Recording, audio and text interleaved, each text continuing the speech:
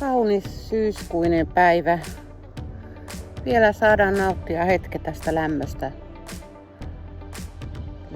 ja ihanasta syksystä. Kohta se muuttuu myrskyäväksi ja sateiseksi. Mutta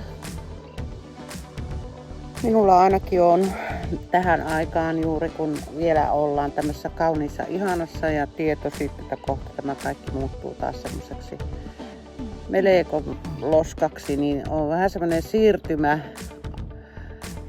riitti tai asenne, että nyt jätetään hei hei tälle ihanalle vehreydelle ja auringolle. Ja itse asiassa on tosi kiitollinen, että tämmöisiä ihania päiviä on ollut koko kesä ja kesä on tuntunut tosi pitkälle. Mä oon täällä Montan uimarannalla. Tuossa on tuo Montan voimalaitos ja sitä remontoidaan. Siihen tehdään uusi tie, tuo siltoja vahvistetaan, niin tuo on varmaan yksi parhain kohde nyt sitä tehdä. Ja sitten täällähän on aivan mahtavat maastot niin kävellä, että jos olisi jalkoja millä kävellä, meikäläisellä niitä ei nyt enää ole. Nivelrikko on vienyt nuo polvet ja hyvin huonosti pystyn kävelemään ja odotan, että pääsisin leikkaukseen. Ja sitä myöten saisin kävelykykyni takaisin. Se on ollut mun suuri harrastus niin kuin kulkea ja mennä tuolla pitkin mettiä koirien kanssa. Nythän mulla on enää Dalma, kohta 14-vuotias, mutta hyvin on pirtsakka vielä, pystyisi kulkemaan. Siihenkö sinä tulit? Mä pystyn tekemään jonkun verran töitä, en kovin pitkiä päiviä ja en sillä lailla jalkojani rasittain, mutta niin työntekointoahan tuo myöskin vähän vaikuttaa siihen, että kun on aina kivuissa. Mutta siihen tuohon kipuiluunkin tottuu. Ja sitten sitä syöpi noita lääkkeitä, että pääsee kivuista eroon. Kyllä sitä sillä laillakin on pärjännyt. Kesällä oli ihan hirveät kivut, kun toinenkin sairastui. Ja jouduin jopa olleen välillä ihan invaliidina. Mutta siitäkin selvittiin sitten, että olen saanut sen kävelykyvyn takaisin ja saanut kunnon lääkitystä ja terveyskeskuksesta hyvää apua. Ja siellä se täytyy käydä nuo polvet tyhjentämässä, kun niihin tulee sitä nestettä, niin monta kymmentä kertaa on se tehty jo. Ja se on aina yhtä epämukavaa se piikkien laittaminen. Nyt se laitetaan jo kumpaankin polveen, että alku oli, että yksi polvi vaan. Mutta nivelrikkokipu on ihan älyttömän tuskaisa kipu, että ne joilla se on, niin ne ymmärtää sen nivelrikkokivun. Että tässä yritetään olla. Talma tuli pöydälle, hyppäs niin. Talmakin tykkää luonnosta ja nauttii kulkea luonnossa. Me ollaan koko hänen ikäänsä ollaan kuljettu paljonkin tuolla metsissä. Mutta tämä polvihomma juurikin on vienyt meikäläisen kyvyn, että ei ole enää edellisenä vuonna eikä tänä vuonna juurikaan paljon pystytty luonnossa kävelemään. On tämä yhtä hirveetä, että vaikka mä olen aidossa leikkausjonossa, niin ei ole leikattu. Mä oon jo vuoden ollut jonossa ja mulle sanottiin, että 2 vuotta saattaa mennä, että on jonossa. Ja semmosiakin perusteluita alkuun annettiin, että olisin mukaan liian nuori. Mähän on kuitenkin 58 nyt, kohta 59, niin mulla on 2 vuotta nuoremmalle siskollekin laitettu uudet tekonivelet polvi.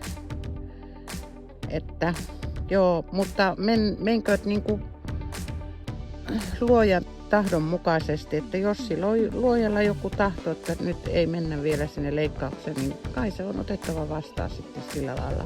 sillä lailla mä sen pyrin ottaa, että nyt mennään luojan tahdon mukaisesti. Kaikkeni olen yrittänyt ja tehnyt niin, että pääsisin sinne leikkaukseen, mutta tämän enempää väkisin en aloita tätä showia enää. Että nyt odottelen ihan rauhassa. Minä luin jutun siitä, että Kela maksaa ulkomaille leikkauksen, tai siis itse pitää ensin maksaa se leikkaus ja voi hakeutua ulkomaille leikkaukseen, että jos se sopii niihin ehtoihin, mikä Kela on antanut, että se ei ainakaan saa maksaa yhtään enempää mitä Suomessa.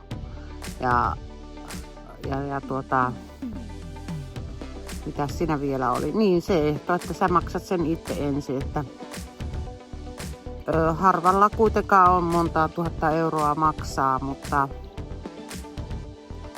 koska se on kuitenkin vähän riski, että Kela saattaa jonkun keinon keksiä, että eipä me maksetakaan, niin sillä laillakin voisi ajatella ottaa semmoisen velkaa, että maksaa sen leikkauksen ja sitten kun saa sen Kelan rahan takaisin, niin sitten maksaa sitten sen Kelalle pois, mutta se on melko iso riski, että jos ei pysty, se pitäisi olla sitten pystyväinen maksamaan se velka pois. Että kaikilla ei ole mahdollisuutta, ei mulla ainakaan ole pitkäaikaista velkaa ottaa, että mulla on ennestään jo jonkun verran autosta velkaa ja jotain muuta velkaa lyhennää, niin en haluaisi yhtään enempää velkaa tuohon päälle. Mutta jos mä olisin varma, että mä saisin Kelasta takaisin sen, niin sit siinä ei olisi yhtään mitään ongelmaa. Sinne leikkaukseen voisi päästä ihan muutamassa, ehkä alle 3 viikossa. No niin, nyt mä sit vaan jään odottelemaan. Tässä alkaa nyt itse asiassa uusi vuosi jonotusta, eli mulle sanottiin se 2 vuotta. Mä olen nyt tässä harkinnut tätä ulkomailla leikkaamista ja velanottoa ja tämmöistä, ja mä en vaan uskalla sitä tehdä. Joten mun ei auta kuin jäädä odottelemaan. Tää seuraava vuosi vielä. Katsotaan sitten, että mullahan terveyskeskuslääkäri laittoi jo kiirehtimispyynnön, koska mä en enää pystynyt kävelemään. Toinenkin polvi sairastui ja hän oli ihan sitä samaa mieltä, että kyllä se nyt vaan pitäisi leikata, että nyt mun täytyy vaan luottaa siihen luojan tahtoon, että se kyllä antaa mulle sen leikkauksen ja sitten mennään iloisesti leikkaukseen ja selvitään siitäkin sitten vielä, että niin kuntoutuksista ja kaikesta, että itse se leikkauskaan ole mikään mukava juttu ja näin poispäin, mutta tämä on jo 4. vaiheessa oleva nivelrikko, niin tätä ei voi enää, sanottiin mulle, että tätä ei saa enää kuntoutettua sillä lailla niin kuin normaalisti mitenkään, että tälleen minä nyt sitten jään odottamaan sitä, että jos sattuisi sieltä se leikkausaika vielä tulemaan, mutta näin, tämmöisiä väliaikatietoja ainakin minun ystävilleni ja lähipiirilleni, että minulla on niin vähän seuraajia täällä YouTubessa, että ei tämä kovin isolle yleisölle edes mene, mutta niin, toivottakaa mulle hyvää lykkyä, jos vaikka sattuisikin sitten pääsemään sille leikkaukseen. Mutta kiitos kun katsoit tämän ihanan videon. Mä en osaa vielä tehdä kunnolla videoita, niin nämä nyt on vähän tämmöisiä kötöstyksiä. Mutta toivottavasti sait siitä asian selvää. Hei hei!